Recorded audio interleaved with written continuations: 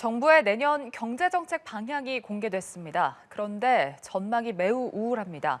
경제 성장은 1%대에 그치고 일자리 증가는 올해 8분의 1로 급감한다는 게 골자인데요. 정부는 수출과 투자 지원을 늘리는 한편 이 내수 진작 차원에서 대체 공휴일도 늘릴 계획입니다. 김동욱 기자입니다. 정부가 제시한 내년 경제 성장률 전망치는 당초 전망보다 1%포인트 가까이 낮은 1.6%입니다. 한국은행 전망치 1.7%보다도 낮고 마이너스 성장을 예상한 노무라 증권 등 외국계 투자은행들을 빼면 가장 비관적입니다.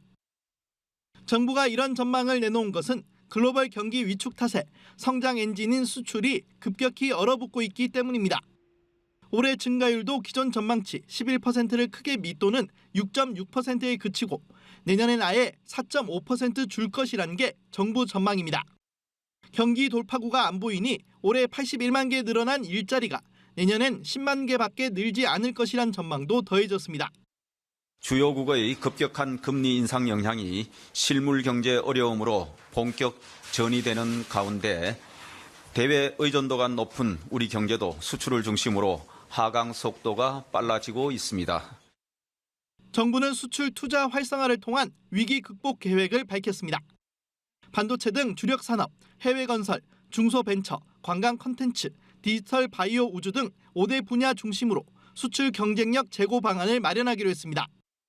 또 신성장 4.0 전략을 통해 미래형 모빌리티와 양자 기술 등 미래 산업 중심의 성장 동력을 확보할 방침입니다. 투자 촉진을 위해서는 내년 발생한 투자 증가분의 공제율을 10%로 상향하는 등 인센티브를 제공합니다. 정책 금융은 금융 안정과 중소기업 수출 지원 등 중심으로 사상 최대 540조 원을 공급합니다. 또 내수 진작과 지역 경제 활성화를 위해 부처님 오신 날과 성탄절을 대체 공휴일로 추가 지정하기로 했습니다. 다만 정부가 건전 재정 기조를 유지하고 있고 한은도 긴축 정책을 이어가고 있는 만큼 돈을 풀어 경기 부양에 나서는 데에는 한계가 있습니다. 연합뉴스 TV 김동욱입니다.